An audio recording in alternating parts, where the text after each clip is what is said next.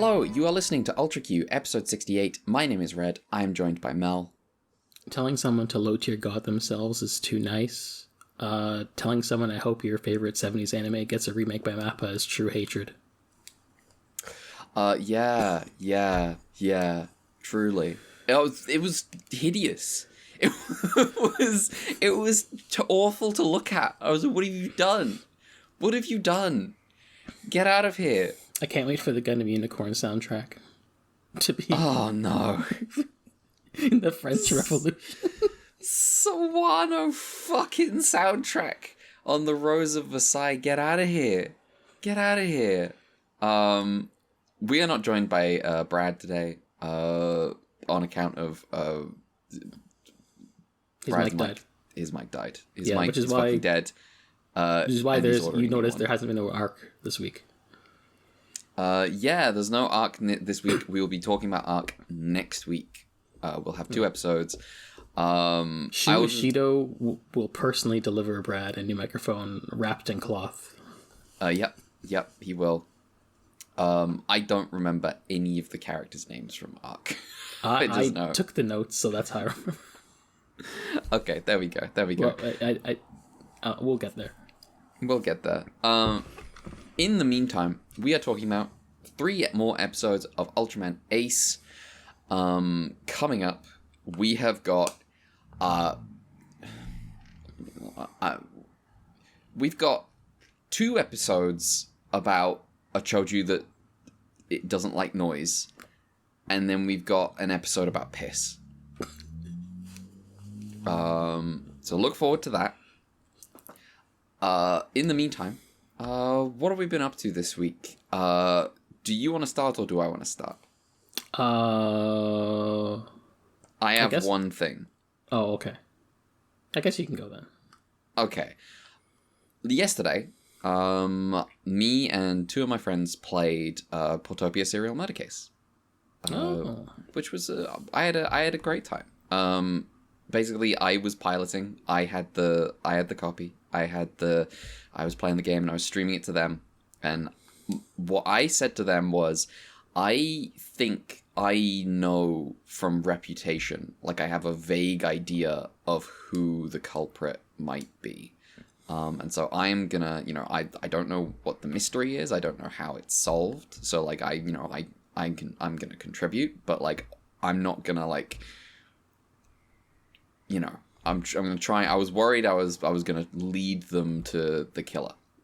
But what happened was, someone said something, and both of my friends immediately went, "Oh, he's the killer," and I was like, "Oh, thank God." Thank God. It was just discernible. It was like very It was like very like, oh, okay. I think that's our guy.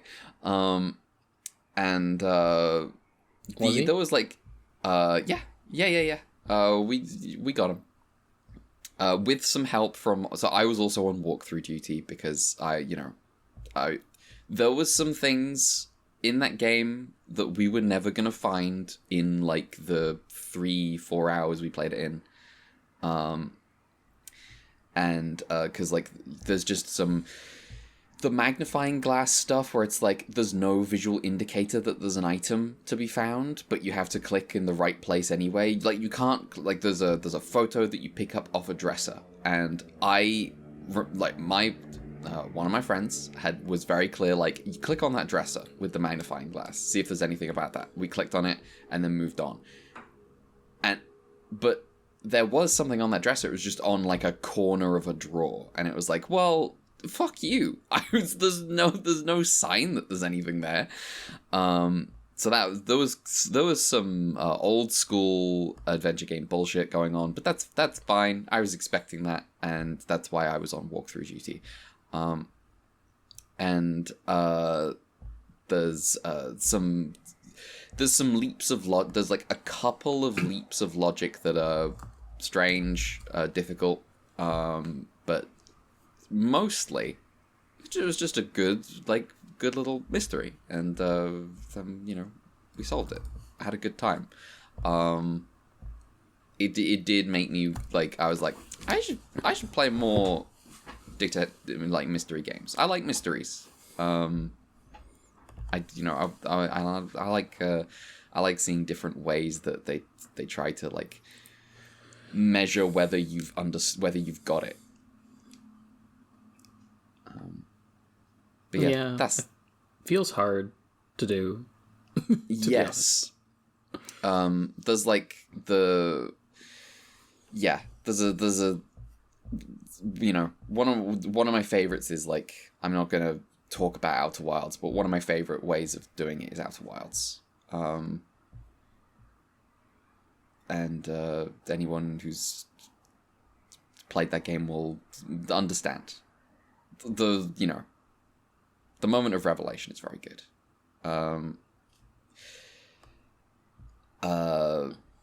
But yeah, I'm also there's like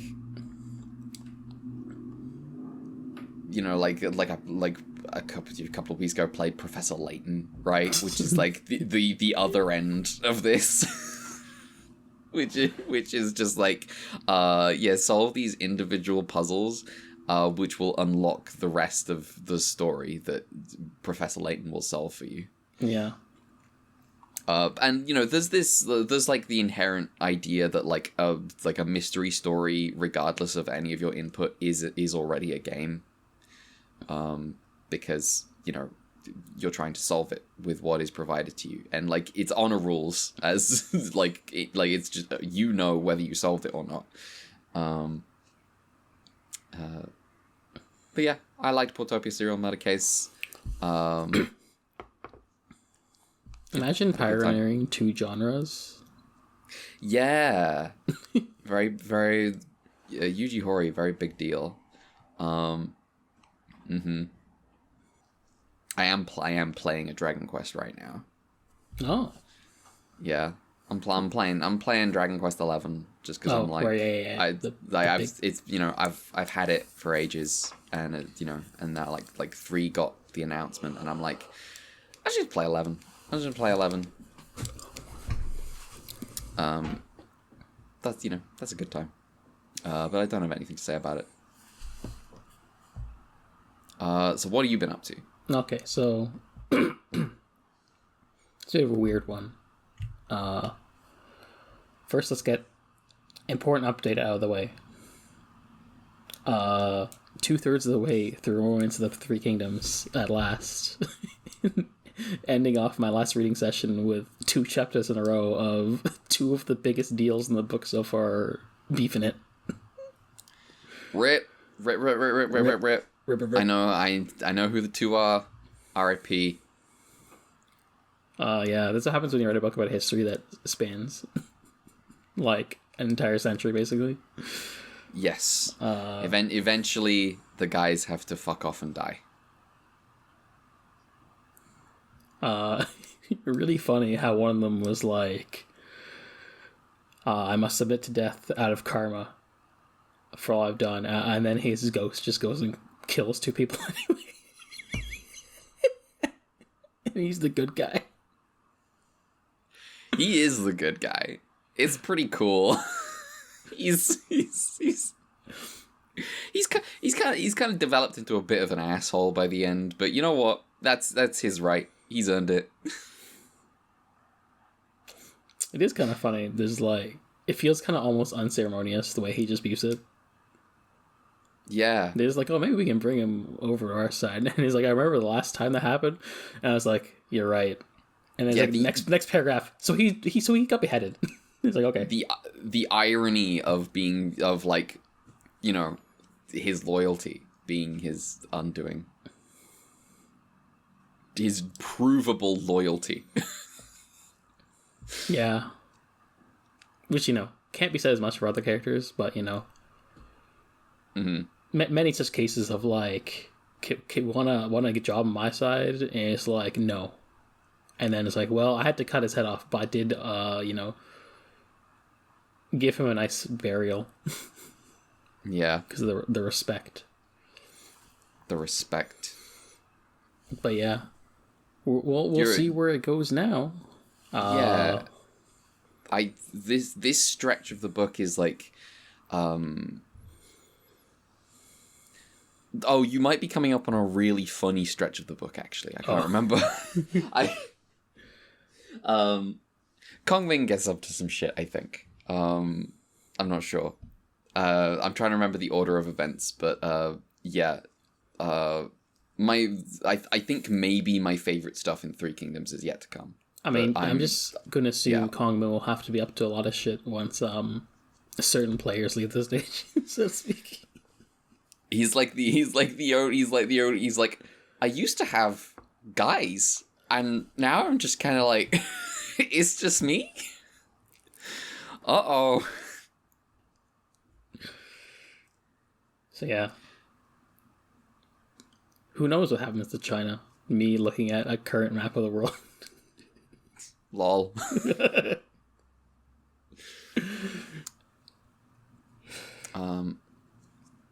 Anything else? So I'm gonna keep it real. I played a lot of shmups the past week. Nice. As my thing. And I decided if that was all I did anyway, I may as well talk about them. Yeah. So I played like 7 of them. Sick. Okay. So one of them actually I mentioned last week because I did it the day before recording, but I figured, hey, I might as well roll it in. So I did some notes to make this structured because otherwise it'd be terrible. For context, I ended up in a weird shmup mood the past like month or so, just because like I don't know, something happened where I was like started wanting to play more Toho games, but then I went on a tangent and played some other shmups that got me into the PC Engine and stuff. So things happen. But yeah.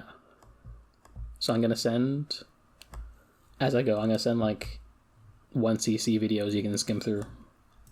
Okay. Just for context, you know. Okay, like, yeah, that's fine. Yeah, obviously you're not gonna watch the whole thing. Audience, fuck you. You're not getting this. Yeah. you can just look up the games. So the first one, I talked about it a bit last week. It's Musha Aleste for the Sega Genesis. Did you say Musha Less? Musha Aleste. Or Okay. Aleste, I think is the correct name. Or, hold on. As it is called, in the West, I hate my browser constantly. As it was localized in the West, MUSHA, Metallic Uniframe Super Hybrid Armor. Hell yeah. I mean, this is mechs. These are mechs. I'm looking at this. Yeah, so this is a mech with a little pilot, little jet with him. Yeah. Nice. So this is the third game in a series called the Aleste series by Compile. Most of these games that I played this week were by a studio called Compile, who do not exist anymore. R.I.P. But, you know, they did some stuff. They did a bunch of shmups.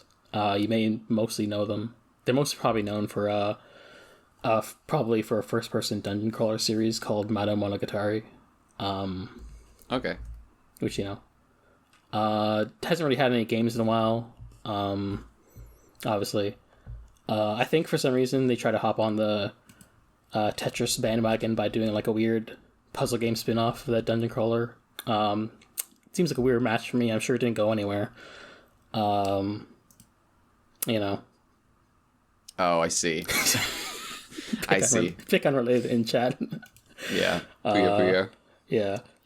Yeah, so they're obviously Puyo Puyo is their biggest success. But they're dead, so they no longer own that. Actually, weird situation I found out where Sega owns the rights to Puyo Puyo and the characters, but a different company owns the rights to Mado Monogatari. Okay. So you can't actually make a. There's Compile Heart, which exists today. I think Compile Heart was formed by some people from the studio. I see. But they don't own any of the IPs.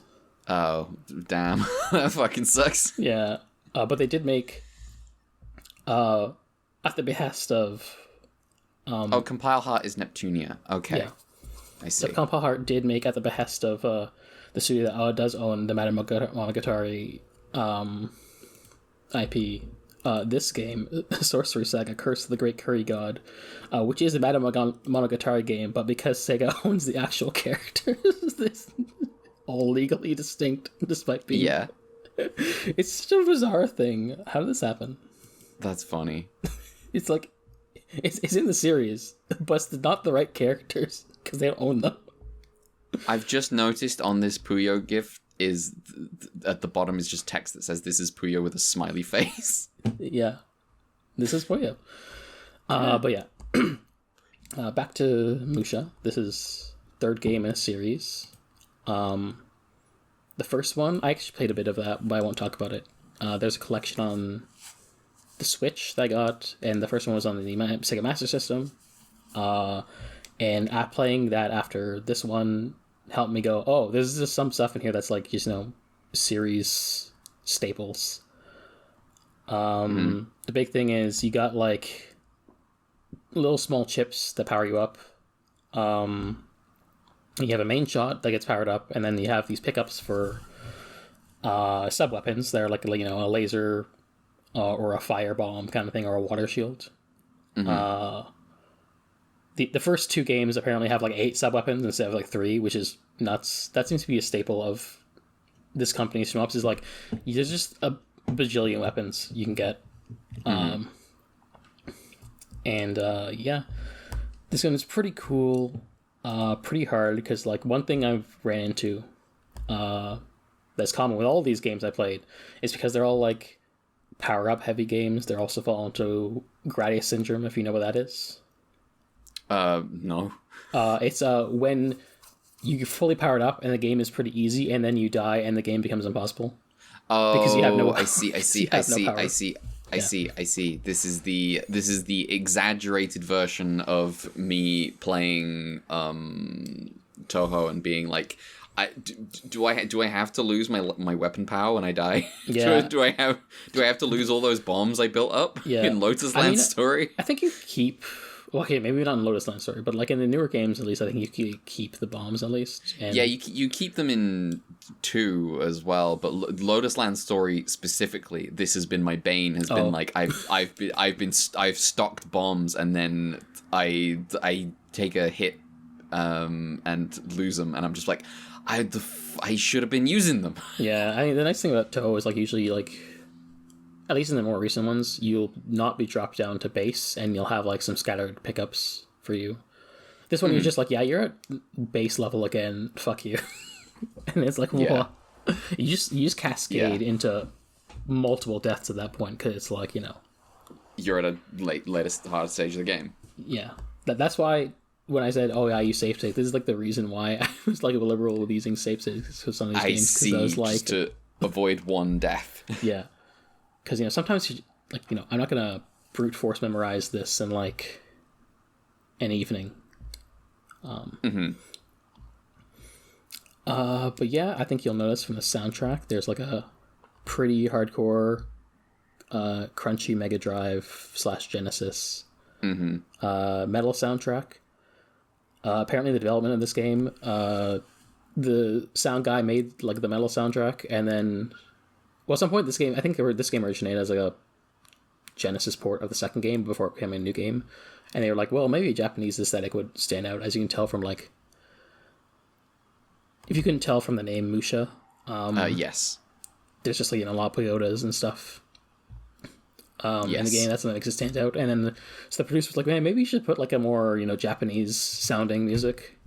And the musician begrudgingly did so, and then he showed it to the producer, and he was like, you know what, you're actually right with the first time. Let's go with the metal soundtrack.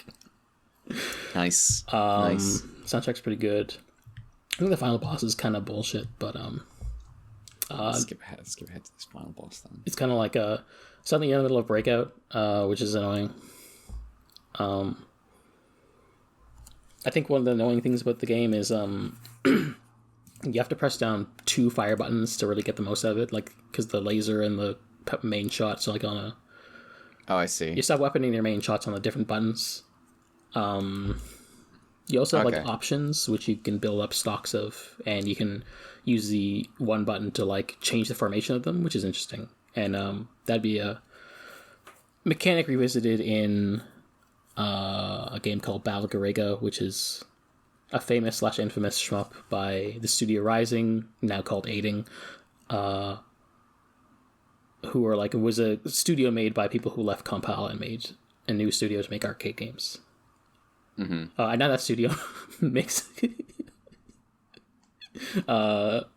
funny fighting games. Okay. Aiding this Rising / Aiding the studio behind yeah, Marvel 3 and DNF Duel. So they're still around. Yes. Okay. But yeah, I think game could be very frustrating at the end, but I thought it was pretty cool. Very unique vibes. Apparently, it is a 1990 technical showcase for Genesis / Mega Drive at the time. Okay. And then this is the part where I leave behind the Genesis and everything is in the PC Engine. So the second game is the next game by this very team.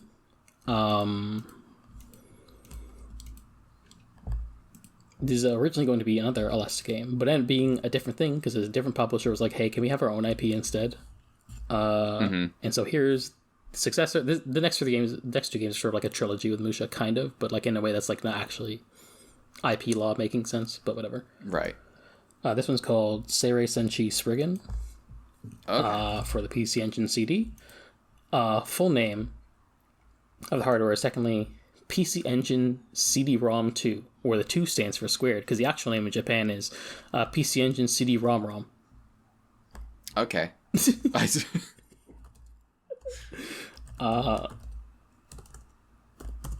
Now, first thing I want to do is draw your attention to the box art and tell me which anime this reminds you of. Okay, shoot. That you may have seen in the past year. In the past year, okay. Dunbine. Yeah. This is Dunbine.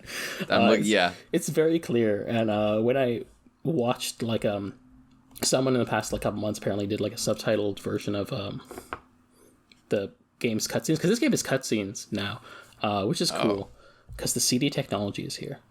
Yeah. And yeah, it's kind of just like really blatant, like from the people who watched Dunbine. From the people who watched Dunbine.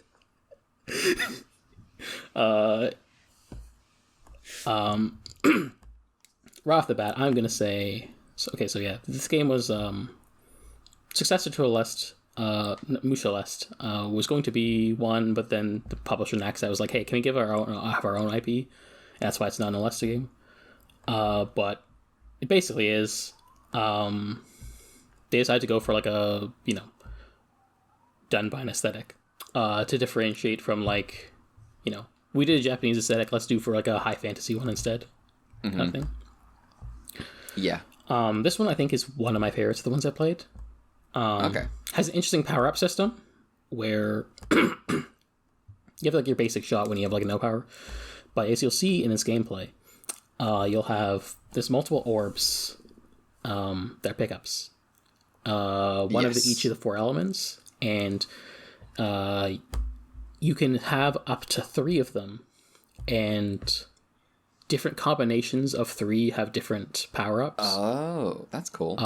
And the game kind of like chucks a lot of them at you with regularity, and this I think help make it more accessible and easier. Like I think you still dying and losing your power-ups is still like pretty punishing, but like I think with the regularity that like the game chucks power-ups at you, because like even in boss fights you'll have every few seconds like a power-up capsule floating down. And also you can like use up one of your power-up orbs to like as a bomb if you need to. So you power up, it's a kind of like a double-edged sort of like risk reward. Get out of a hectic situation with a bomb, but you'll like power down a little bit, but then if you survive a bit longer you can get another power-up. and there's a lot of mixing and matching, and I think the game really encourages just like experimenting, cycling through power-ups on the fly. I think it's pretty cool. Yeah, it's a cool game. I think it's a shame there's like no one's like did a translated ROM for real, but like someone on YouTube did translate it. If you notice, you'll see like little green guys floating up every once in a while. Those are like AI helper robots. Yes, one just came up just now. There's like AI robot helpers who are like in your army, I guess. And theoretically, I think if you can play like a second player can put a controller in and play as those, but like they're not as good as like an actual one piece ship. But it's kind of a fun detail. Yeah. And cool. So next up, we have the sequel. Largely in name only. Spriggan Mark II Re-Terraform Project. Spriggan Mark II Re-Terraform Project. Which is basically the people who made the Dunbine game now made a Gundam game. Oh. Wow. This one's for the PC Engine Super CD-ROM 2, aka PC Engine Super CD-ROM. This is... yep, those are spaceships. Truly bizarre game. One of the strangest things I've played. Okay. To start off with, this was originally going to be a sequel to Musha. Because apparently the producer really wanted a game about Greg. Who's Greg? He's one of the guys who gets shot down in the opening cutscene of Musha. Okay. Which is, I don't know if you know anything about Mega Man X. Not especially, no. But there's sort of a meme in Mega Man X because there's a guy in Mega Man X2, the opening cutscene, who's like a green Maverick Grunter who does a wheelie, and then as soon as you start the game, he gets shot down and dies. And everyone calls him Green Biker Dude. And so to me, I'm like, well, this is like if they gave Green Biker Dude his own video game. I see. Except, as you'll notice by the title, this isn't the Musha Aleste sequel at all. No, it's the Spriggan sequel. It's a Spriggan sequel, but also has nothing to do with the original in terms of setting. It's the Spriggan sequel, and this guy is just piloting the Zeta Gundam. Yeah, it's actually more like Zeta Gundam than you expect because you don't actually pilot the Spriggan Mark II until halfway through the game, halfway through the third stage, where your main robot is blown up, and you get the new robot, and it's just better. Yeah. It's pretty good on that front. I'm watching this opening cutscene right now. This is not Dunbine. This is very much Gundam. It's so much Gundam that they're like so like there's a Mars. The plot of the game I think is like there's a Mars independence movement.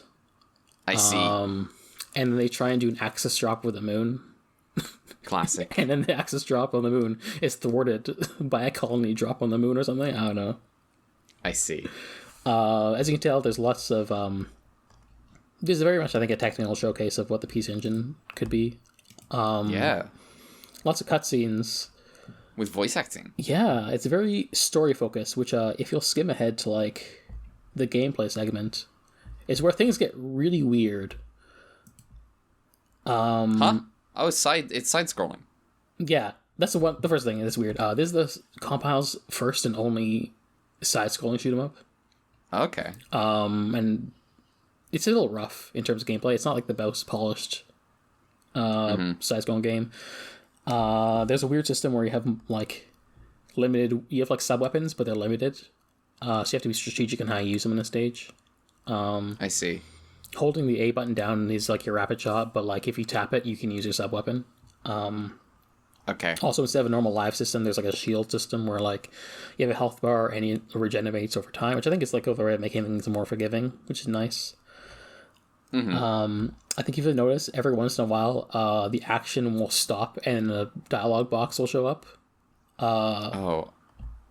Because they're like, yeah, we want to make a really story game, and so yeah, you'll just be going in a level and dialogue boxes will show up and pause the gameplay, and then you'll read it and then continue. And there's a thing that can be toggled on and off, thankfully, for people who like want to just play a regular shmup. Yeah. Although it also means that you don't get to see any of the cutscenes. It's a very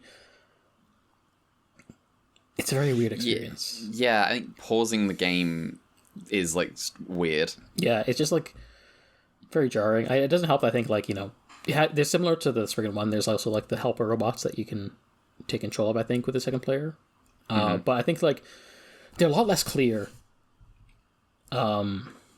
I think because of the way the horizontal shmup works, they're a lot less clear, and then in which ones are going to, or like your friends and which ones are your enemies.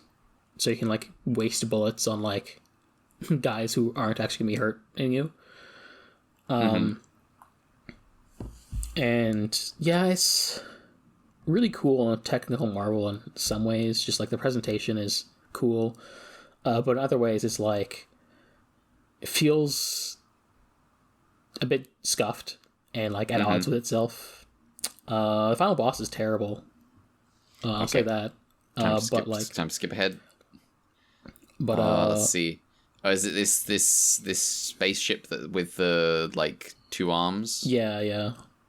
Missile experience. One thing that this video didn't send has is if you beat the game on hard mode, there's an additional boss after, which is not actually hard, but it's cool cinematic where you just have like a sword fight in your mechs with a rival, and you have like no other weapons because that's good. Yeah, it's pretty cool. Like in terms of like the juice of like presentation, in terms of like doing a mecha story, it's got it pretty down. It's just like more on the gameplay front where it feels like kind of weird, a very really bizarre game. Yeah, it's weird. It's interesting. But yeah.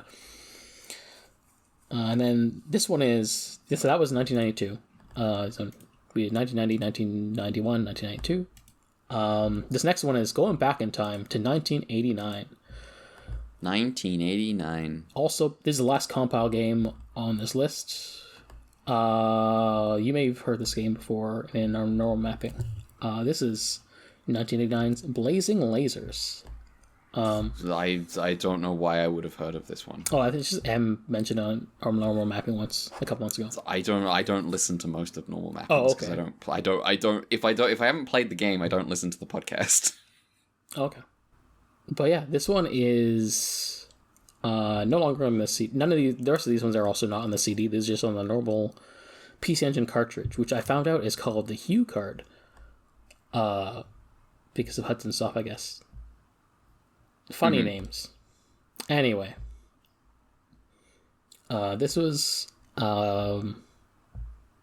basically Compile being asked to make a sequel to a game called Star Soldier, more or less, on the NES, because Hudson Soft had this thing called the Caravan competitions, which started which basically like scoring competitions for shmups and other games. And the first one was based off of the NES port of Tecmo's Star Force. And Hudson was like, that's successful. We should make another one of those, but we own it. And then they made Star Soldier. And then they made a spin-off to Star Soldier. And then there was a baseball game for 1 year. And then this is the game after that, 1989, which is basically like Compile was commissioned to try and make like a sort of a Star Soldier sequel, and because Compile knows how to make one type of game, they made an Aleste game, and it's got like all the weapons you'd expect, lots of varied weapons, except some of these weapons are crazy. The pattern lasers. Yeah, that's like the coolest weapon in the game. Yeah. Except this game isn't neither a Star Soldier and an Aleste, because presumably it would have had the Star Soldier name, but then at some point, last minute, they got a deal with Toho to make this game a tie-in to the movie GunHed, which is why in Japan the movie is called GunHed. And it's really last minute, because apparently anyone who has seen the movie and played the game is like, well, this has nothing to do with the other one in any capacity.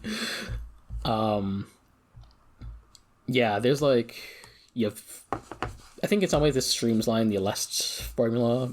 This came out before Musha. I think when I looked at the release dates before the second Aleste game, but you only have like one button for shooting instead of like two, and a bomb button. And yeah, there's like two sets of power ups. One is like the actual weapon, so you have like the lasers or the Vulcans and stuff like that, and then you have like the sort of like I guess you call it the secondary weapon pod, which is like, do you want a shield or do you want like orbiting options, or do you want like the full power pod instead? And that one makes your shots go cool and strong, and for the cool pattern lasers, it turns them into homing lasers, and it's crazy. And so this cool. One is interesting. It's kind of like, if you look at the stages, there isn't really anything. There's nothing going on. Kind of. Well, it's nothing coherent. It's just like shapes of, like I'm looking at scaffolding in space. Yeah. That's just continuing on forever for some reason. And then if you go ahead, you'll be like, we're in a temple. We're in the middle of a body. It's Egypt now. There isn't really a coherent, I think, vision of what this game is aesthetically. It's kind of clearly just like, this vibes the game, kind of. Yeah. This game's kind of also crazy long as well. And by the end of the game, it's getting kind of ridiculously bullshit. There's an infamous level, and by infamous, I mean I hate it specifically. I don't know why I said infamous. I'm just airing out my own. You know what? That's we should all live like that. It's like when something is personally bullshit to us, it's like, yeah, that's infamous. It's like infamously bad. There's like level 8 is like enter the bubble zone, and is one of the most Ultra 7. Yeah. It's kind of terrible. Like what they do this? There's too many bubbles on screen, and you just die. And yeah, I think the game is pretty like fun and fine for like most of it, and then you get to like the end, the last two stages, and it's like, this is bullshit, kind of. It's also really long too, at like 9 stages, and they're all pretty lengthy stages. So it's a pretty decent game, but it's also kind of one where I'm like, I don't know if I'd like go back to it. Apparently it's like one of the earlier titles for the PC Engine, and was like a launch title for the TurboGrafx when it came out over here. And so a lot of people were like, oh man, it's like one of the best games on the system. And I guess I can see like how, for someone who's like a veteran who's like really into the difficulty and stuff like that, it can be pretty cool. But it's also like really frustrating. Also, the game has this weird live system that like it's only in the next game I'll talk about in this one, and none of the others that I talk about, which is if you die, you get sent back to a checkpoint instead of respawning. Oh, okay. However, you can get special items that make your lives gold. And if if you lose a gold life, you respawn where you are. I see. Which is like, what? Okay. Why do they do that? But yeah, this game might be worth revisiting at some point, but it's also like not as high on my list. It's just kind of a weird one. The person playing this currently has, like, as far as I can tell, just a big like ball just circling them. Like it just looks like it's made, like it's just a rock, like it's just a steel ball. That's just circling them at crazy speeds. I never got that weapon because I never cared for it, but yeah, that's a weapon you can get. Maybe I should have cared for it. Maybe I like it. It makes me think of the big comedy steel balls in Elden Ring. Another thing I should know is like all these games have like a kind of like a shield health system, so you can get you don't necessarily die in one hit. But like a lot of these games are like you'll power down if you get hit, but you won't die right away. But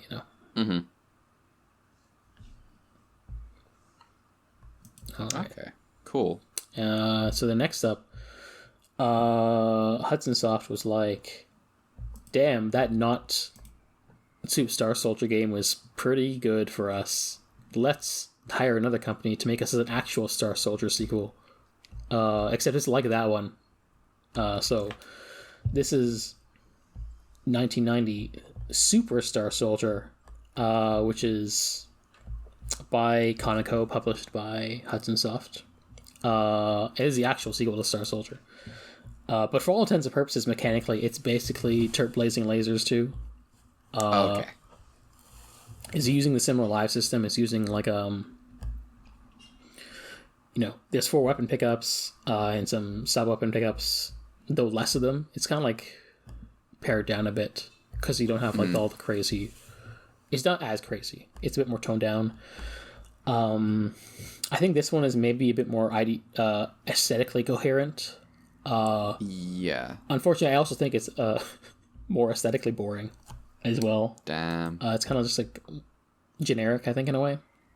Mm-hmm. And the weapons aren't as crazy. I also think the difficulty is a bit more frustrating all throughout the game. So it's kind of like annoying, I think. I think this is one of the ones that people like, but it's also like I was like, okay, it's okay. I think it's kind of annoying to play. This is also the first game where they started including like the quote unquote caravan stages in the game. Because what they do is like for the caravans, they'd be like a scoring competition, and then they'd make special 2-minute and 5-minute stages where you try and get as much score for you as you can, specifically for the competitions. And for Blazing Lasers, that was on a separate card that was like rare, and you couldn't like actually get it. It was like only limited quantities in stores. And they were like, actually, that kind of sucks. So they just included them in like the base game, starting with this game. So that's cool. Okay. Less to say about that one. Then the next one after that is the sequel to Superstar Soldier, Final Soldier. Final Soldier. We did it. Yeah. No more soldiers. They solve war like Pat Labor too. Yeah. Yeah, so this one is by Now Production. Again, Hudson Soft, because they own the IP. This one is a lot easier. I think if you go ahead a few seconds, you'll see the most notable thing about this game is you'll see like this little menu. I'm looking at this menu. And this is the thing where like you can actually, for each of the different power-up options, you can actually set 3 different options so that when you play the game, when you get like the blue power-up or the green power-up, you'll get a different weapon. And that's kind of cool. I think it adds replayability. Yeah. That said, I think for better or for worse, depends on who you talk to, this game is a lot easier and more approachable, I think, than Superstar Soldier. For me, that was nice because I was like, Superstar Soldier was annoying and this one was less annoying. Mm-hmm. But I think for some genre veterans, it's kind of like, too much of a cakewalk to be interesting. I do think in terms of aesthetics, it's kind of like nothing to, it's kind of whatever. It's kind of pretty generic and not like even that impressive. Mm-hmm. It's not exactly doing anything more ambitious. It's kind of all blends together a bit. So I can definitely, this one's also kind of like, I had a better time just on account of like, it wasn't punch me in the balls as much, so to speak. Right. But it's also kind of forgettable. But I do think the weapon options is kind of cool. Yeah, that is cool. The one thing I'll say is I do not like whatever this weapon is they've got some partway through this that's just creating like a sea of green orbs emanating from them, and I'm just like, I can't see shit. Oh, yeah. Yeah. That one I didn't pick just because I don't think it's aesthetically as nice. It's like a spiraling way of green spheres. Green spheres. Yeah. All right. Yeah. What if I told you there wasn't there was more than the Final Soldier? It wasn't actually the final one. They betrayed the promise. So here's the last game I played, and the last one in this sort of informal PC Engine Star Soldier trilogy. It's Soldier Blade. Soldier Blade. Yeah. Where they were like told to make another game. This one was done internally by Hudson guys. And they were like, well, we wanted to make another game.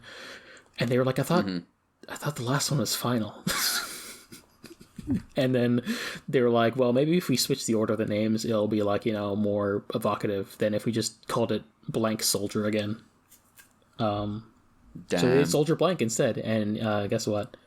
They should have called it Bonus Soldier. I don't think they should have. Soldier Retcon. One more soldier. One more soldier. Soldier once again. Anyway. This one... Do you remember Soldier? Sorry, continue. Soldier 7. Soldier 7. Yeah. Of this sort of like trilogy / trilogy plus one, because Blazing Lasers kind of counts, even though it's, not in the same series. It's weird. IP is fake. But yeah, this is my favorite of this batch of games. Okay. Of this past 4 games. This is the one that feels like the most polished, has the nicest aesthetics going on. It's not as easy as Final Soldier, but like it's playable, unlike Superstar Soldier. I think they balance the mechanics well. You got like a little robot buddy guy. It feels like it's just more fun overall. The aesthetics are good. The music's pretty good. They have a system of like weapons where you can stock up 3 of them as bombs. It's not like Spriggan because there's no combinations, but like, it's doing halfway there kind of thing. It's but still, doing its own thing. I think the only complaint I saw criticism online I kind of agreed with is that like the weapons are kind of just samey, unlike the other ones where they're a bit more diverse. There's actually like really like there's some differences between the 3 weapons, but they're kind of the same in a lot of ways. But gets the job done. Like your little robot buddy, and it's you got your power ups as bomb system going on. I do think the way that it feels like it's halfway to Spriggan, but not does make it a bit confusing. Like, cause it's there's a disconnect between like what you have in stock versus what your actual power level is, which can make things confusing. But it's not too bad. But yeah, I think this one is pretty damn cool. Nice. If I had to give some rankings, I'd say Spriggan 1 and Soldier Blade are like a S tier. Musha would be A. Blazing Lasers maybe a B. I know that's like just in the C tier. Okay. They got more time to cook, I think. Or maybe just like I think Spriggan 2 need more time to cook, or a second pass. Superstar Soldier and Final Soldier are just kind of like that. But yeah, that's my detailed shmup roundup for this past week. That was Shmups. Yeah. PC Engine. Nice. CD-ROM.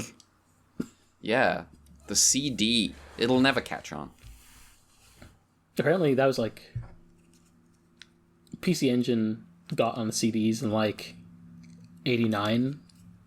So they were like really hot on it, and that's why it actually had legs in Japan. Which is interesting. Like, Yeah. All right. Well, is that what we have to talk about? Yeah. Yep. Sick. Okay, let me close this 1cc of Soldier Blade.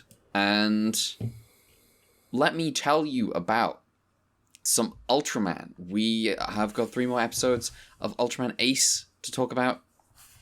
The first episode, episode 35, A Gift from Zoffy, featuring... Actually, can I...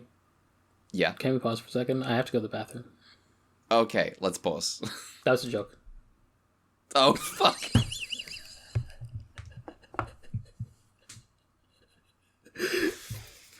Shit. God damn it. I fully got. Episode 35, A Gift from Zoffy, featuring Dream Choju, Dream Giras.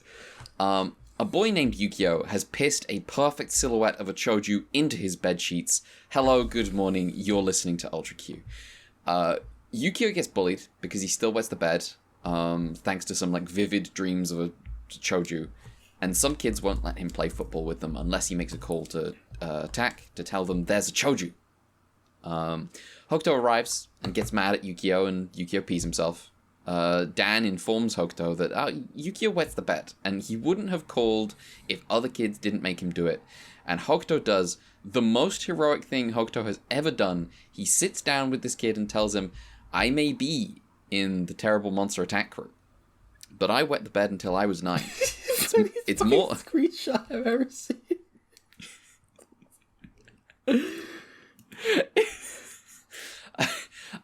It's more like an illness than anything else. It's not your fault. Here's an Ultraman badge, kid. Hang in there. This is legit. It's just a photo of Ace. It's just a photo of Ace. This is completely ridiculous and hilarious. 2, this is legitimately the best thing Hokuto has ever done in his life. This is the only time where I have no criticisms of Hokuto's behavior. Yukio wets the bed again that night, and he tells Dan about the weird dream about how it's always when he dreams about this lake with a choju in it. I forget if you mentioned this in your summary so far, but it needs to be said that the piss stain does look like a choju. Yes. My opening said that a boy named Yukio has pissed a perfect silhouette of a choju into his bed sheets.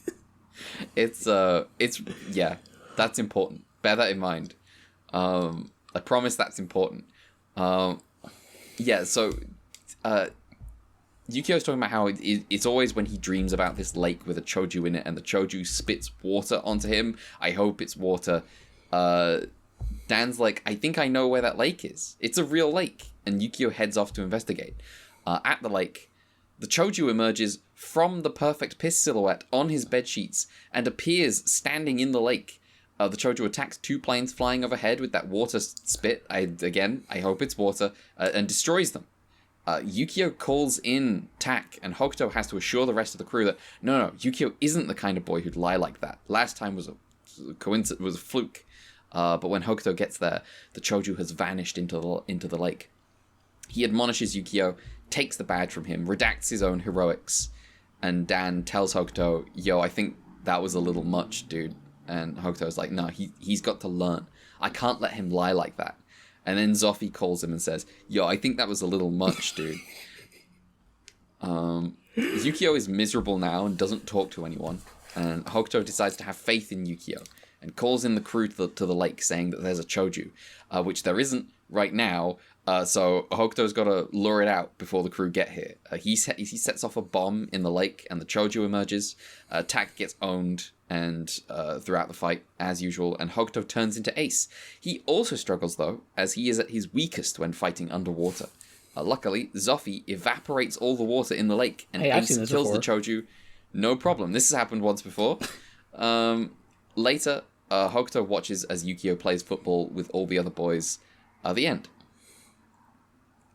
Is Zoffy doing the Eminem pose? Yes, I did. Someone did send me an image of a woe water evaporation beam be upon ye. It's fucking so. Whenever now from now on, whenever Zoffy is here, I'm happy. I love it when Zoffy shows up. Here's Zoffy.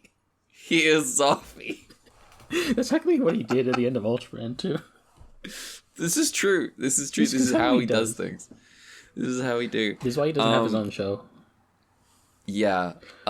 So this episode, Zoffy's the character you put on your Marvel team, not because he's a strong character, but he has good assists. I see. Yes, right. That's correct. That's absolutely correct. So yes, this is the piss episode. We have a piss episode of Ultraman now. It's specific, like, it's not just about, like, a boy who wets the bed. It's about how he pissed the perfect silhouette of the Choju Dream Girasse into his bed sheets. This is why, like I mentioned last week, that this episode gave me a bit more faith, because, like, this is absolutely ridiculous. Like, How else am I supposed to react to the fucking perfect silhouette of the shoujo on the fucking bedsheet? Fucking zombie doing. And his mum's just like, wow, it won't dry. That's so weird. The scene where he pees himself out when Hokuto admonishes him is outlandish as well. It's ludicrous. But it's such a bizarre like theme for the episode. I think like it somehow this is the thing that brings out like Hokuto the hero. Which is wild to me. Because you know he's like so nice to this kid, and then you think about how he was calling the boy whose dad died a coward, and how a real, you know, he's not a real man, and I'm like, so this is obviously Ultraman. We're dealing with like different writers doing different things with the same characters all the time. So we do not necessarily expect consistency in these shows across the board. But this is just such a different Hokuto to that vision of like this new vision of the guy who polices masculinity. Yeah. Yeah. I do think it's worth like checking like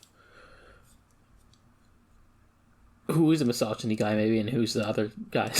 Like maybe that's an well, in the writers. Yeah. Yeah, we could probably sort this out. Yeah. I mean the actual answer is all of them in some ways. I mean yeah, it's just the difference between are they going all in? Are they Ken misogyny or are they Jiro misogyny? Are they Ken misogyny or Jiro? These are the two types of misogyny. This is true. It's funny we end up in like our podcast lore. The child has the worst misogyny. The child does have the worst misogyny. That's just true. Jiro hated women. He hated them so much, and this was not treated as normal by the show. Everyone around him was like, what the fuck? Jiro, what? Would you relax? Dan does not have that juice. He doesn't have it like Jiro does. He's just a mostly nice. He's managed to stop. I don't hate him whenever he's on screen now. I'm okay now. I'm not having irrational reactions to his presence. It's because of anymore. It's because Hokuto is doing worse. It's shifted onto Hokuto, a man I hate now. I despise Hokuto. The moment he ripped the badge off this boy's chest, I was like, oh, thank God, I don't have to like Hokuto. I don't have to appreciate Hokuto for his heroics at all, because he's like, not comforting a child is much better than comforting the child and then rocking up later to be like, no, you didn't deserve that comforting. I feel like there's a weird thing, and that's kind of true of the next episode as well. It feels like they decided to make Hokuto like the rookie again when he's been in like the show for 30 episodes. And he's been intact for 3 years? Yeah. Just like... Remember that. He's been intact for 3 years now. Like, you know... They just make him They make him the Shmup now, and it's like, well... He wasn't like that when Minu was around. Mm-hmm. Like, it was a different... People didn't believe him about things, but that was because no one in TAC ever believes anyone about Choju. Yeah. Regardless of who it is. But yeah, these days it's definitely like... It's returned to that vibe of the rookie. Yeah, you are right. And it just feels weird to do that retroactively in the last third of the show, you know? Yeah. When we have it, again, explicitly, for some reason they established that he's been intact for years now. I don't know why they did this. I don't know why they decided that to be fair, Ultraman Ace I'm pretty sure it was just that one writer for that one episode who decided Hokuto was intact for it. Yes, but this is the thing. This is the thing with these shows is when one writer decides something, everyone has to get with it now. You mean like when like Jamila died in 1999 or whatever, but it's the 60s again? Well, yeah, I mean, listen.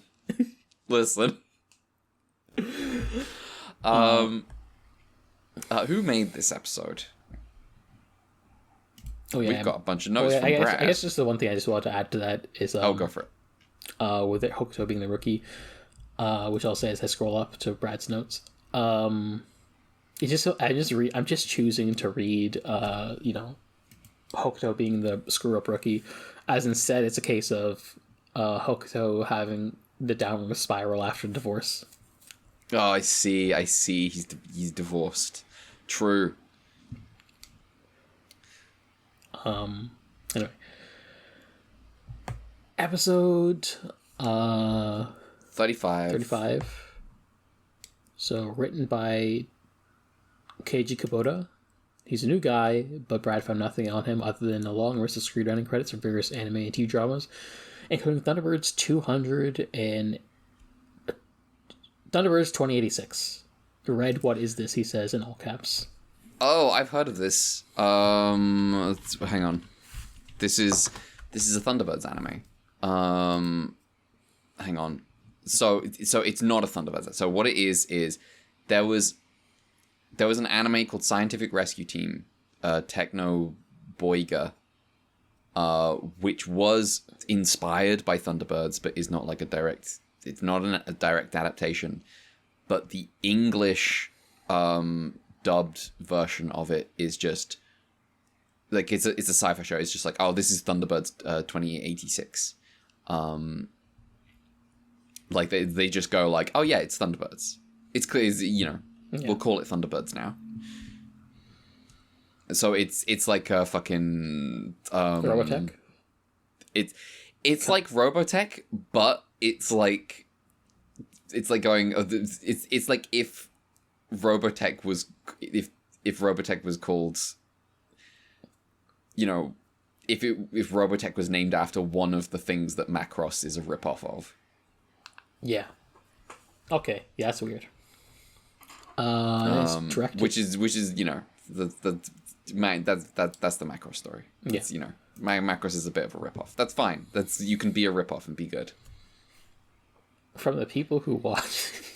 From the people who watched Ideon and Gundam and other stuff. Battleship Yamato. Yeah. Which, to be fair, I guess Gundam and Ideon are also from the people who the entirety of all sci-fi anime is from the people who watch Battleship Yamato. Space Battleship Yamato, as opposed to normal Battleship Yamato. As we covered on this podcast. Yeah, yes, as we covered on this pod. We had the normal Battleship. I suppose it wasn't a very normal Battleship Yamato because it was a kaiju, but it was more normal than a Space Battleship Yamato. Yeah. You know who wasn't normal about that? Toru Narita. Because he wanted to quit the show for it. Was that another one where he was like, this fucking sucks? Dinosaur Tank and Iron Rocks were like two of the ones where he was like, I hate this. Those were two of my favorite kaiju from Ultra 7. It's the resurrected, long-lost soul of your Imperial history, dude. It's the coolest kaiju in the world.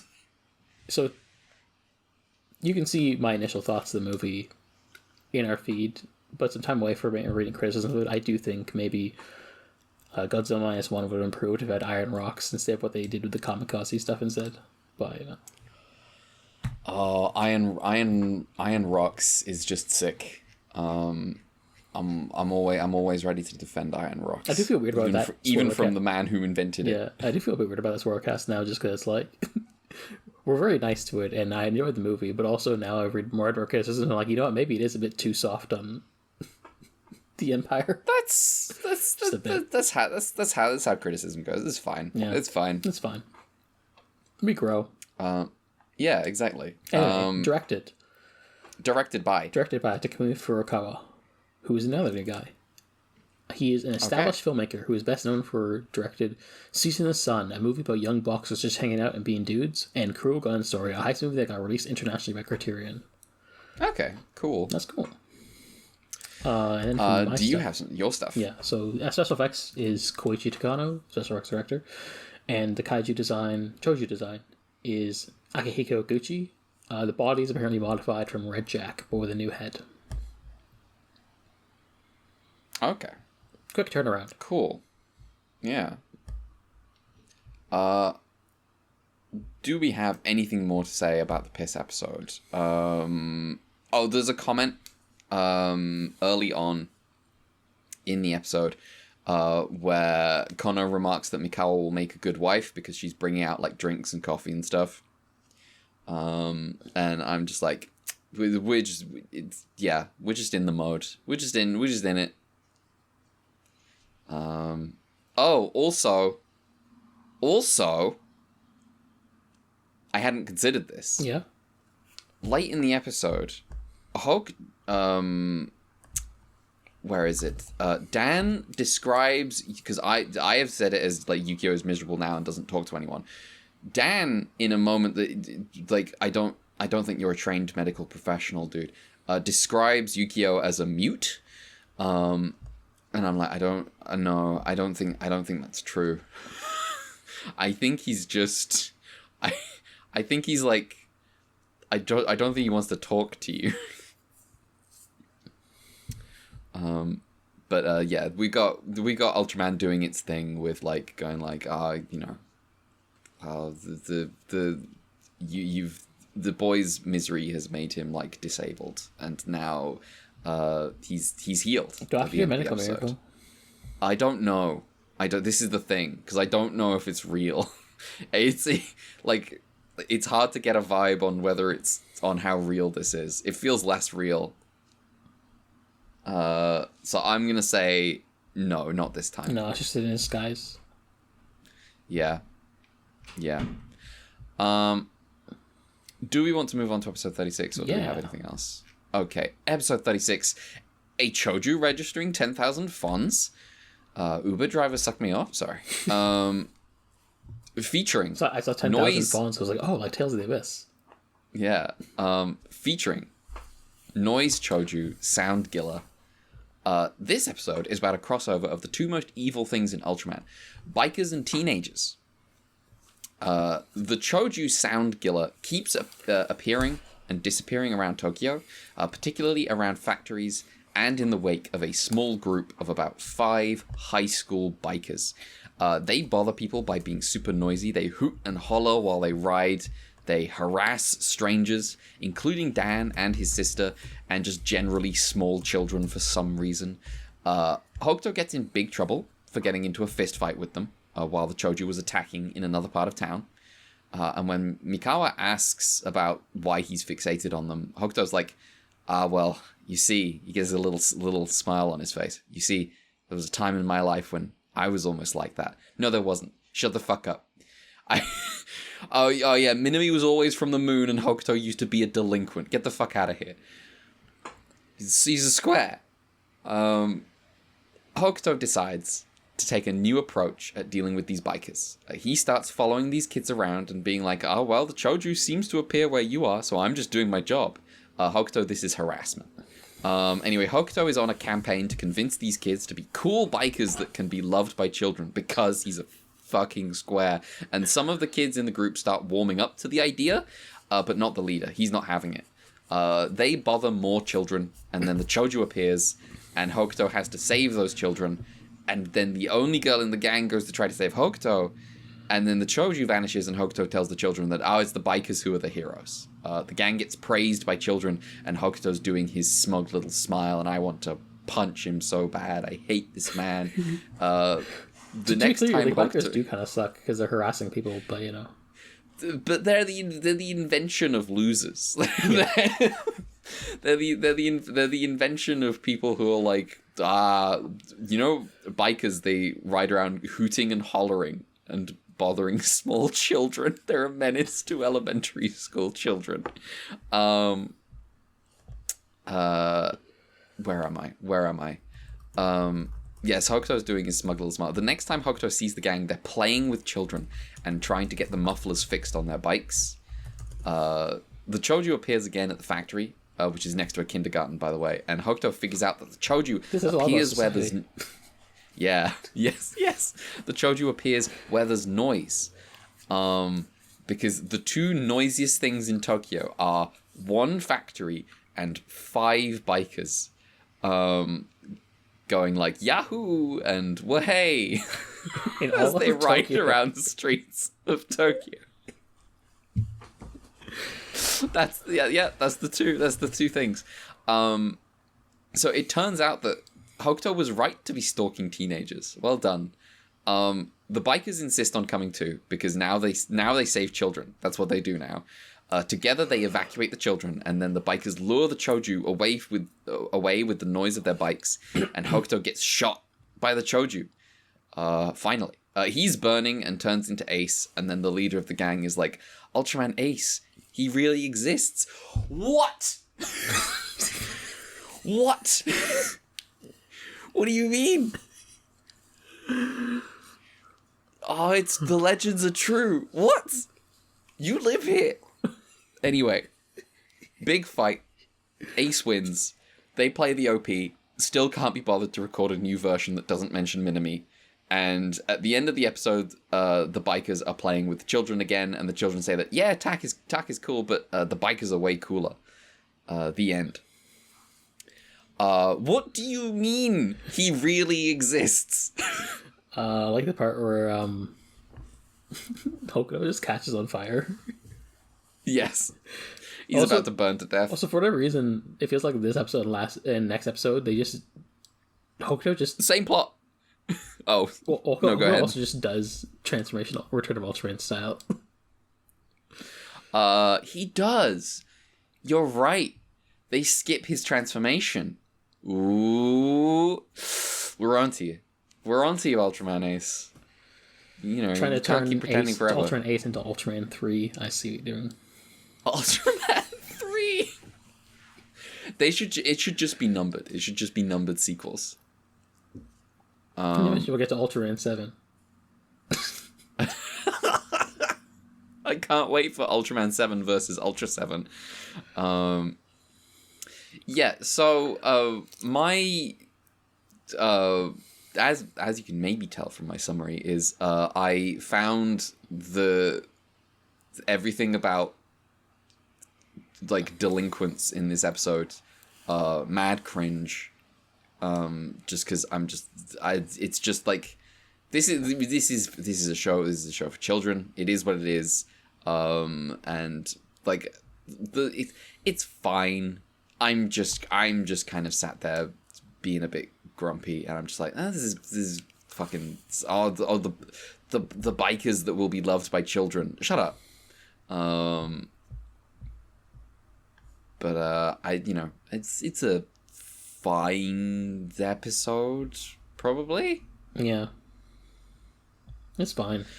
It's very goofy, but it's very good. Hokuto just follows these kids around for ages, and it's like it's driving the leader crazy. And I'm like, well, yeah, you're getting followed by a cop. It sucks. Yeah.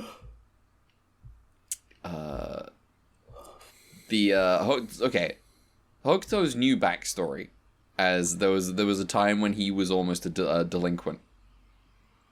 And then he became a baker. Or a guy who delivers bread. He might not be the actual baker. Yeah. I don't see it. He's a square. It is what it is. It is very funny that he gets into a fist fight with teenagers and doesn't get fired. Yeah. Continues to somehow dodge HR at all times.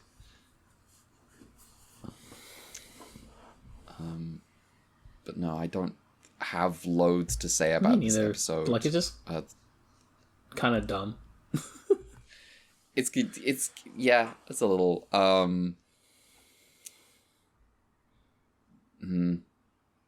So I feel like we have to have something, but I'm not sure. Yeah.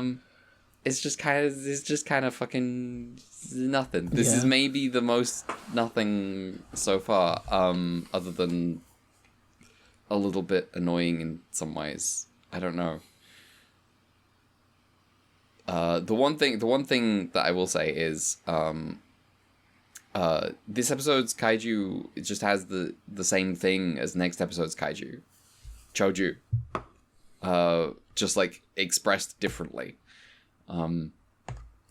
They just, loud noises attract them, and it's like, okay. Who made this episode? Directed by Masanori Kake, written by Shukei Nagasaka, who Brad says also did the hot air balloon in the first Dan episode of the show. The hot air balloon, I kind of like. Oh wait, hold on. Ultraman Ace. On the level that it's stupid. Well, actually, I think. Oh, he did episode. No, he did the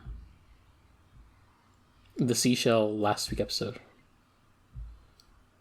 Oh, okay. And I think Toshiro Ishiro Ido did the air balloon. I don't know.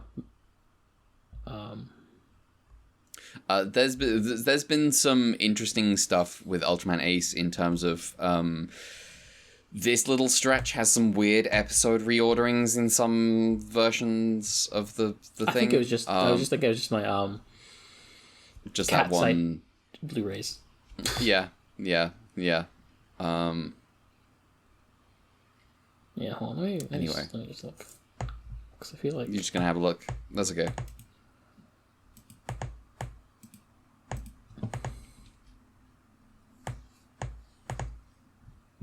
Okay, yeah. So Toshiro Ishido did the hot air balloon. It was so this guy Shukei Nagasaka did the first Dan episode and also the one to get the kid who died at sea with 1,000 G cells. Okay. That episode was kind of like, So you can feel better about not liking this guy. That's how this works. It's I'm happy to not like episodes without not liking the fucking without not liking the writers. Yeah. I'm happy. I'll be fine. I'm just thinking. I think this guy might be a excellent guy. That's the thing. But oh, that's true. He's less in on that in this episode. Yeah. He's more just got it out for youths. He wrote this while someone was playing music past 7 p.m. Yeah. Getting mad about it. Special effects director. Do you have stuff? Koichi Kawakita, design Akihiko Gucci. That's it. Nice. Okay. We can move on to episode 37, which I got a little bit more of a substantial summary for. Episode 37, Star of Friendship Forever. Now, featuring Slow Feet Choju Mackles. Now, when I first read this, I was like, oh, for fuck's sake. I don't think the Ultra Star is not in this episode. Dan is not in this episode, I don't think. We cut between high-speed trains and race cars as the narrator tells us about humanity's desire for speed, saying it's surely unnatural. We meet Kashima, an old friend of Hokuto who was a bullied orphan and who is now working on a car to surpass Mach 1. He always keeps the blueprints on him in a briefcase. Hokuto visits him and notices a woman that Kashima is avoiding. A bullet train and a passenger plane are suddenly destroyed by the Choju Mackles. The crew engages the Choju in their jets and use laser weaponry. Hokuto notices Mackles doesn't like the sound the jets are making, and the Choju then burrows underground. Back at base, the crew are tracking the direction that Mackles is heading, waiting for it to emerge so they can attack. Hokuto notices that Mackles is on course for Kashima's lab. Kashima confronts the mysterious woman after she kind of breaks into his home. He tells her love has no place in his life, as he is sacrificing his humanity to achieve greatness in the world of high-speed engineering. He will be rich and successful at all costs. Hokuto encounters this woman as on her way out, and tells her that she should find another man, one who is willing to make her happy, but she rejects the idea. She says that though he may exude confidence, from behind, Kashima looks so lonely, and it makes her want to stay with him. Hokuto insists that Kashima is already married to high-performance cars. She runs off.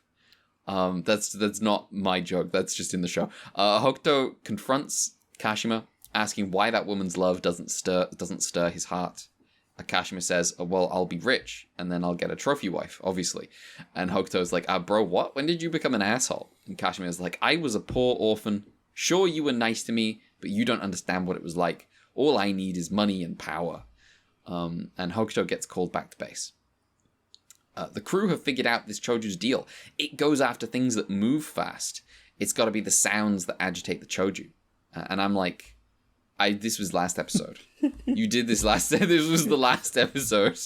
The captain decides, we need to distract the Choju with unpleasant noise, and that will give us an opening. Hokuto realizes that Kashima might be in danger, and at that very moment, Mackles emerges from the ground and destroys the experimental race car.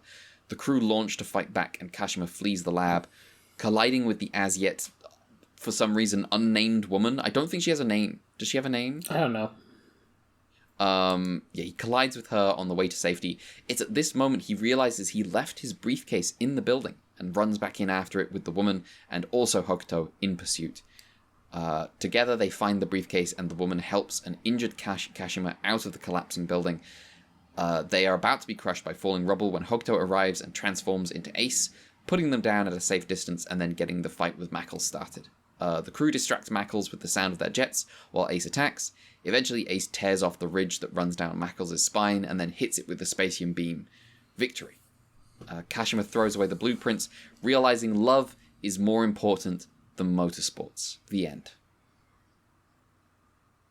Oh, she got a racing episode in Return of Ultraman. Yeah. The show where the characters were we didn't get an episode with any motorsports in it. They never finished the car. They never finished the car. Ken died. It was funny when I think it was like at the start of the show they burned the car because they thought he was dead, and then he comes back. It's like, well, we fucking burnt the car, dude. But then then the essential characters in the show just fuck off. We've got some just character drama with one of Hokuto's old friends. From when he was a delinquent, right? From back when he was a delinquent, and he was best friends with the poor orphan in the class who everyone else bullied, it's just like, they're going for this thing where like Hokuto is like the one character in Disgaea 3 who's like, because like takes place at a school for demons. She considers herself a delinquent by being like the A student who follows all the rules. He's like, I'm so mischievous. I see. Yes, that's Hokuto. It's not fashionable to follow the rules anymore. So I'm gonna be a rebel, a true rebel. Conservatism is the new punk. Yes, exactly. So they're going for a thing with Kashima where it's like his background means that he values money. He's like, well, I gotta have money. He's in the chase, because he used to be poor, and like there is unfortunately just not really much here beyond that. It's just that one thing. Yeah, he's like, it'd probably be more complex if it was like, he wasn't just, well, once I get rich, I'll have a trophy wife. That was really, that was a great moment where he was like, well, I'll just get, like, a wife for rich people when I'm a rich person, obviously. So that just makes sense. Why would I get a wife now? But yeah, it's just not, because, like, you know, suddenly it's like, oh, Hokuto's got a bro, and it's like, well, we don't really get to see them being bros. They just like say like, oh, hey, it's you. I remember it's just you. like that Hokuto is the only person he talks to as a person. Yeah, that's true. But then, you know, and then also we get like, there's like with the woman who I'm just gonna have to keep calling the woman because she doesn't have a name as far as I can tell. And her thing where it's like, well, you know, he's separated himself from everyone else, and that's you know, it makes me want to stay with him and look after him. And it's just, these are like, I don't know, starting points. I think it's a little thin. Obviously, it's like a 25 minutes of TV. So like, I'm not expecting, I'm not expecting a masterpiece of romance or whatever. But it's just, it's not much to go on, really. I mean, the plot just goes the way you don't expect. Like, he realizes what's truly important in the end, and then throws out his plans. It's like, oh yeah, I knew that was coming. It's like, but he realizes in like really rote way, like he's like, oh yeah, she risked her life for me. And I'm like, Hokuto risked his life for you. Are you gonna marry him? It's like, it's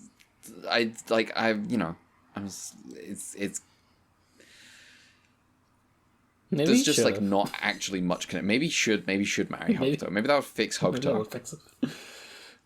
It would fix Kashima and Hokuto if they got married. Like, gets over being divorced and also his comp head.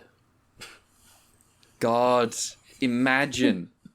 Now we're really cooking with gender. Gay Hokuto. Let's go. That's what we're getting in the last stretch of this show. It's maybe it was just his beard.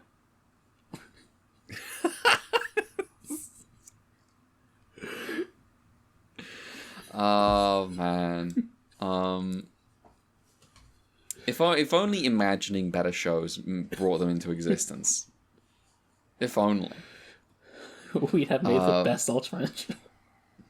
Yeah, this is like a perfectly like competent episode, is the thing. It's like fine. It's better than like, last one probably, but you know.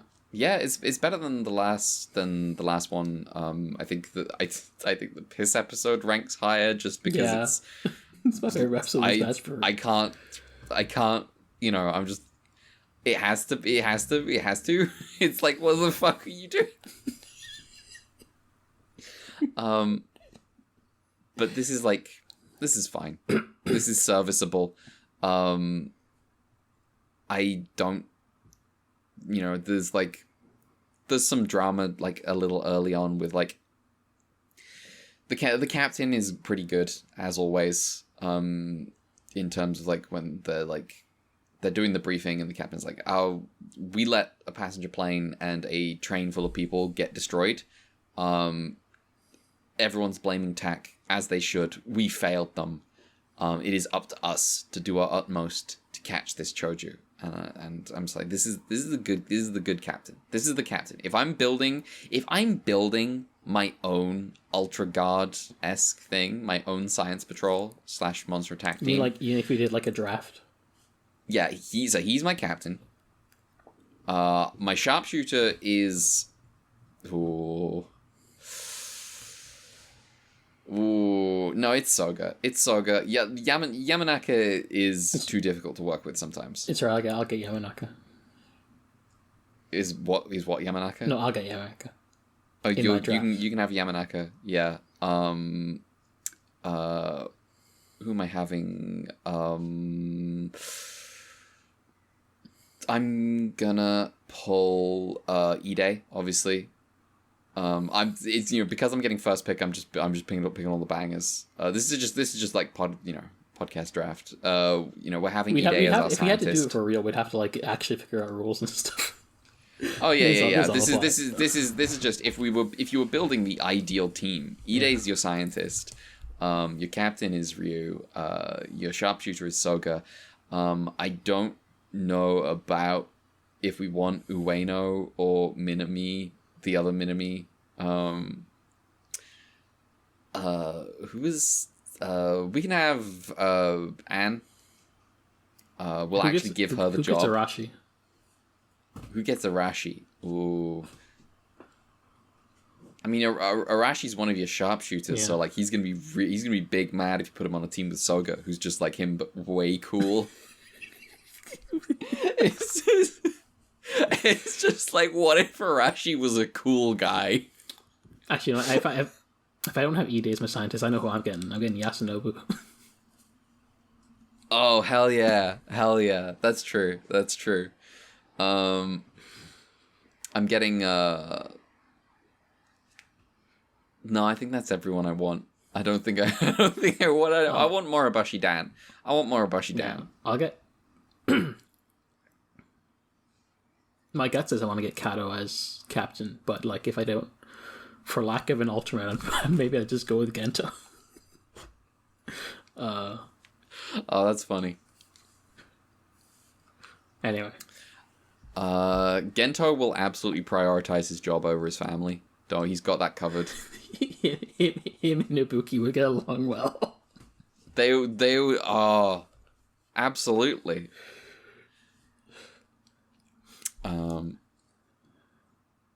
Yes. What else is going on in this episode? I liked the tracking the Choju underground.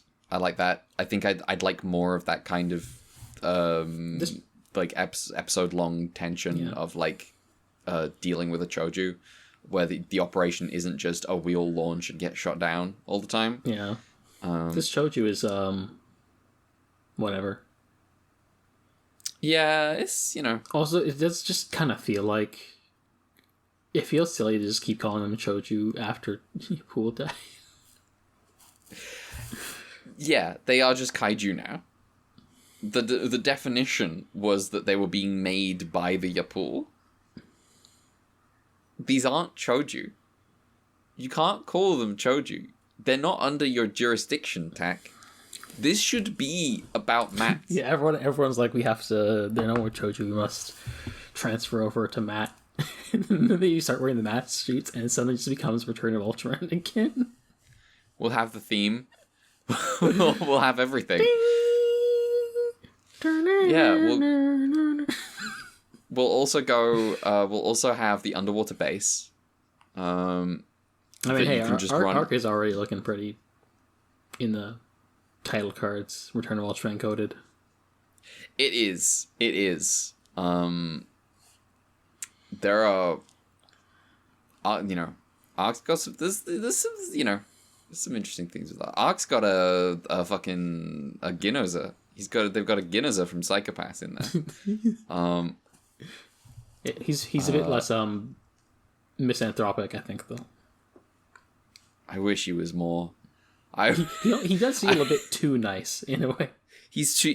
I want him to be more. I just like the character Nobuchika Ginoza from the anime Psychopaths, and I love him.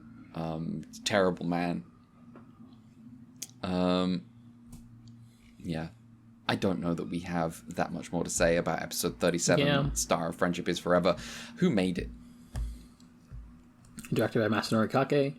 Written by Fumio Ishimori, who's new. He was primarily a writer for Toei, known for his common writer work.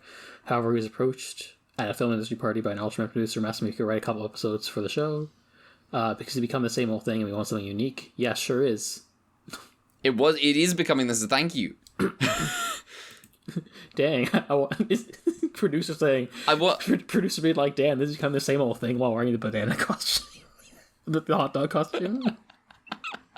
We're trying to find the guy who did this. He was chastised for working for the rival when he went back to Toei right after. Oh, get the fuck over yourselves. He technically got kicked out of school when he was a kid because he kept cutting classes to go see movies. But then he'd keep showing up for morning classes anyway, and his teacher reached an agreement that they would both pretend he wasn't there. His father connections allowed him to land a cushy job at a bank, but he followed his passion for storytelling instead and found success at the film school. Okay. What a guy. Interesting guy. Toei and Tsuburaya in this era, get over yourselves. Come on. Now they're just kind of like absorbed by Bandai, which is probably worse, but you know. That is worse, but it's like fucking... It's like when you go back and watch like Sega Nintendo commercials and it's like... are you children? But I think I remember seeing once that like Tom Kalinske or whatever, the guy who was like Sega America guy, is like, I still don't buy Nintendo console. I'm like, bro... It's done. What do you do? What are you talking about? I feel like as more time goes on, it becomes apparent that like Sega's success in early 90s and in the US was kind of just fake, and there were a lot of bad decisions made there. Damn. But you know, that's a... Well, did you have stuff? Yes. Things about Ultraman, which are a rarity to talk about these days. Okay. So you know what? It's the same as the last episode. Koichi Kawakita and Nikichi Aguchi, respectively, for the roles. Mm-hmm. So yeah, we're good. We're done. We're done. Okay. Now... We were mentioning Arc earlier. They've made one of your jobs very easy on Arc. Could you tell us the color timers for these episodes? Episode 35, 2 minutes 59 seconds. Okay. And then Zoffy for 25 seconds and 2 seconds. Episode 36, 2 minutes 55 seconds. And then truly the episode of the Slow Choju. Episode 37, 4 minutes 37 seconds. Finally, they broke the fucking streak. I was getting tired of them succeeding. I was like, was this where the juice went? It went into making sure that they kept it under 3 minutes every time. Okay. Excellent. Okay. Do we have any emails about these episodes? Yeah. So first of all, I'll get the YouTube comment for last week's episode. By Fox04, Fox spelled with a PH. Kaketsu Zubat, the Toku show by Toei, which I mentioned last week. Oh, yes, I wasn't fully paying attention at that point. I'm sorry, yes. Zubat's the guy with the hat and the white, like, cravat. Yeah. Or, like, scarf thing. Yeah. It will and stuff. And it's like onomatopoeia, I think? It might be. But yeah, Zubat is an experience, and now that the idea is in my head, I desperately need you all to experience Doc Woody's super rabies. I don't know what the fuck that is. Excuse me? This is the first time anyone has said to me, you need to experience super rabies. I have never heard of this. But yes, Zubat, I think, from what I have read, and if for some reason, at the point when you were talking about this, I wasn't fully checked in. If I was fully checked in, I would have mentioned that I believe Zubat is like onomatopoeia for like, I think it's like hitting things precisely or something. Hang on. Kai Katsu Zubat. Okay. Oh wait, I forgot. I actually had a runback trivia this week. Go for it while I find this. I don't like the way this is broken up. Whatever. You know what? Oh well, you know what? I'll find this and then we'll. I'll do it after emails, just because I don't want things to be neat and tidy for timestamps. Yeah. Let me see. Yes. Zubat's name is based on the sound effect, which is the sound of something being hit right on target. Okay.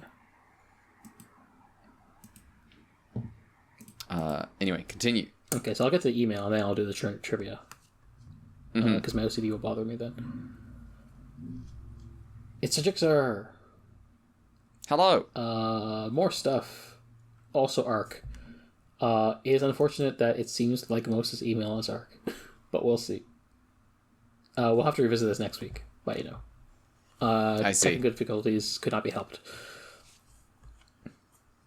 Wow, imagine covering 2 Ultraman shows for a podcast that are 1 letter apart from each other. Ace-wise, right. Still not much to say, but hey, episode 35 is the source of this legendary clip from Ace reviewer by YouTuber... Source of this legendary clip from Ace review by YouTuber Kaiju no Kami. I'm sending it in the chat, so I don't just quote it. Okay. Okay. Going PP in your sheet. This reviewer afraid to say piss. Yeah.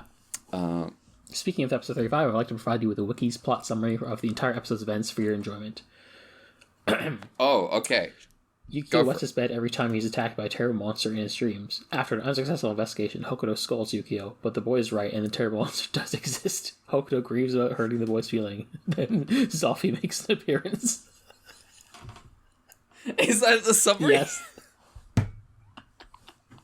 Kings. You know what? The Ultraman Wiki's right. That's all you need. Also, I hate to be that guy, but actually read Ace's main ray attack is called a Metallium Beam, not the Spacium Beam. Get it right. Oh, I'm gonna call it the Spacium Beam. Has he called it the Metallium Beam? Has he called it that at some point in the show? No.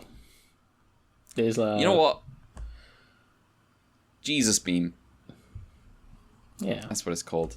Shoots him with the Jesus Beam. The multicolored Jesus Beam. It's so funny that Blazer tried to do the Fatherhood Beam and then Ultraman Rising did it for real. It's so ridiculous. Now, for people who listen to this show but don't know how we feel about Blazer, that ending's fucking... well, you know what? The whole show is kind of like, if you're gonna make a show about being a dad, you should probably have a character who is a dad. In more than just name. In more than just name. We need that movie. Arc is out now. We've seen that episode. Arc is out. We don't have that movie. The first trailer, the first advert in that Arc episode was a trailer for the Blu-ray release of the Blazer movie, and I was mad. Ridiculous. Also, because I asked Rixer, here is the version of the song used in episode 36, the OP.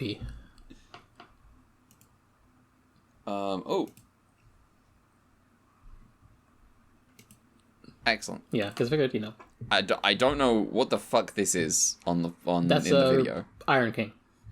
In the middle. That's Iron King. Yeah. Okay. Who have mentioned before, this show. I see. I have forgotten about Iron King. From the creators of Silver Mask, the next show. I see. I understand now. I like that they've got the fucking papier-mâché face version of Ultraman in this image. Just his fucking weird, like, half-melted face. Yeah, I don't know. Yeah, I don't know who that is on the left. On the top left? Yeah. No idea, actually. Not a clue. He looks like he's about to do some flips. Maybe Look is at how he's Silver Mask. dressed. It could be Silver Mask. Is Silver Mask a gymnast? I don't know. Unfortunately for us, the entire rest of this email, which is pretty substantial, is just about initial reactions to Arc. So, we will get those next week. Yeah. The unfortunate thing is, well, actually, maybe I will have checked, but I may have forgotten if we actually recorded Arc this week. But It's fine. We'll do this next week. It's all good. Alrighty. Sick. Well, that is an episode of a podcast. No, it's not. I have to backtrack to the segment I forgot. True. I immediately forgot. It's okay. We forgot for weeks. Go for I just figured, if these episodes are going to be shorter, I may as well use the time to squeeze in more. Might as well. Anyway, the special effects directors for episodes 19 to 24 of the original Ultraman is Koichi Takano. So, put in the work. Mm-hmm. Abaras. Suit actor was Harukichi Nakamura, and also Kunio Suzuki. It was a conversion from Red King and back again. From Red King and back again. We talked about this before. That's why the second Red King is blue. Mm-hmm. Original script apparently didn't have vanilla at all, and Abaras was just going to be a slime in a capsule. Controlled by some sort of being from the past. This may have been some of the inspirations for the Capsule Kaiju later. Okay. Vanilla suit actor is Yasuhiro Taijiri. Almost nothing on this guy other than, converted into a kaiju and Kaiju Buska. Also, if, it's been a while, so just as a note, assume all of these are designed by Toru Narita and sculpted by Ryosako Takayama, unless otherwise stated. Mm-hmm. We got Hydra / Hedora. Suit actor is Teruo Aragaki. The design base for the kaiju was the statue at the greenhouse in Izu Cactus Park, which is the bird statue you see in the episode. So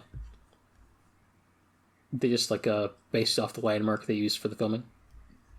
Mm-hmm. Because that is a popular character attraction, they didn't want the kaiju to be villainous, and so they said use it for social commentary.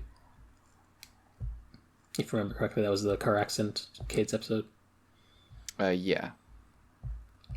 Then we got Kemular, suit actor Kunio Suzuki.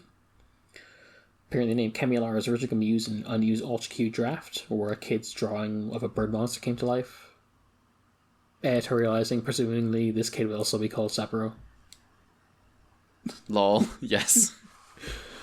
Narita originally wanted the lower jaw to separate into two, like an insect mandible, but that didn't happen. The tail was also going to be more like a peacock, and there would have been a glowing weak point in the mouth. I think I also read the shell would have been closed rather than a thing that opens up for the weak point in the actual episode. Mm-hmm. Remember, this is the episode where they just made Fuji really useless. Made? Yeah. Yes. This is... Yeah, that's the theme of Ultraman. Takayama apparently wrote in his diary they were originally going to modify the suit from an older one, but they made a new one instead because apparently modifying is pretty intensive. Mm-hmm. We got Telesdawn. Again, suit actor Kunio Suzuki, but in episode 37, the revived Telesdawn was by Yukihiro Seno. The suit was quote-unquote repurposed for the kaiju Dead-On in Return of Ultraman. Because as we talked about, he was too scuffed to actually be Telesdawn. Okay. Gamora was originally supposed to appear instead, but the Gamora suit has already been turned into another kaiju who we'll get to eventually. And as for the underground people, that one thing was considered was having them crystallize instead. So here's a picture of that. Let me see here. Oh. Yeah. That's cool. It's all spooky. Yeah, I like that. Here's another goat. Jamila. Hell yeah. Suit actors Gentaro Aragaki. The wiki makes a note that Jamila's epitaph is in French. So it's well, maybe the French were involved in this somehow. Which is funny. As an actual thing that was said on the wiki page. Yeah, maybe he was French. He was part of the French space program. Tangential to this, which is really weird, I don't understand the impetus behind it. Jamila the Kaiju was named after... apologize if I mispronounced this. I tried to figure out the pronunciation last night, but I may have forgotten it. Jamila Boride, who was an Algerian independence revolutionary who is still alive today. And there was a book about her that they read, I guess, at the time. Okay. Don't know why they did that, but you know. Is this what the movie Jamila the Algerian is about? Yes. I see. Okay. That's it's yeah. That's a okay. That's wild. Wild pick. Yeah. For the kaiju. Yeah. Jamila's roars are modified babies' cries. Oh, that's good. We talked before how Jamila is like clearly breaking Naruta's specific guidelines of not designing fucked up people. In this case, he also wanted to challenge himself with a silhouette and Jamila's proportions, like having the shoulders level with the head kind of thing, and just be like create something that wasn't necessarily like easily recognizable as a human silhouette. I mean, I guess it is like still more humanoid than other kaiju, but Ben Freer notes that like the fight scene was done without rehearsal. But despite that, he felt like Aragaki's suit acting and Jamila's death was like really like impactful and strong, and they still like has respect for him to this day. Left a strong impression on him. Good. And then finally the weaker one, Gubila. Still good episode. I remember about the suit actor's Aragaki. This is like the drillfish guy from the one Good Fuji episode. Oh yeah. They were like planning on making a modified Gavidon B suit, but they made a new one instead. And they know that there was a lot of the underwater action was done with miniatures instead of like suit acting. And all those miniatures were made by Akira Sasaki. Cool. Yeah. All right. Sick. Well, that might be an episode of a podcast. Yeah. Am I correct? We're good. Have I missed anything? No, we're good. We're good. Okay. Join us next week. Well, hang on. Plugs. Follow us on Twitter at @ultra_Q. That is at @ultra_QUEUE. Mel? You can follow me at Dear Crowns on Twitter and Blue Sky. We have an email, ultrapod@gmail.com. We have the coffee, ultraqfund. And you can find Brad in places at b_invoke or binvoke. Stuff like that. Cool. Join us next week for 3 more episodes of Ultraman Ace, as well as 2 episodes of Ultraman Arc. Yeah, we'll be beginning our Arc coverage. We'll figure out the next week breakdown for later batches later. Yes, us doing 2 to start off with screws it a little bit. Yeah, my numbers are off, and I have to figure out how to make it work. We'll figure it out. We'll manage. Cool. Join us next time. Bye-bye for now. Later.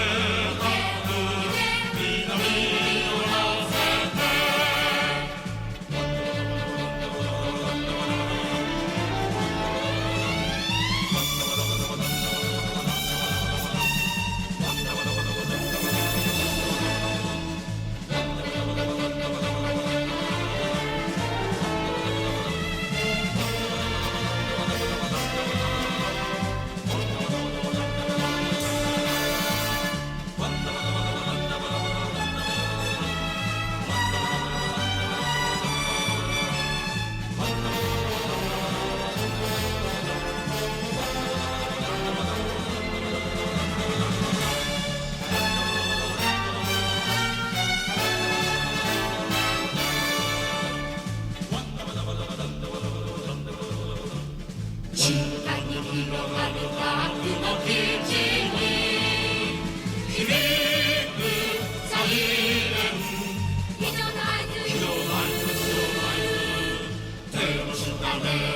磨きをか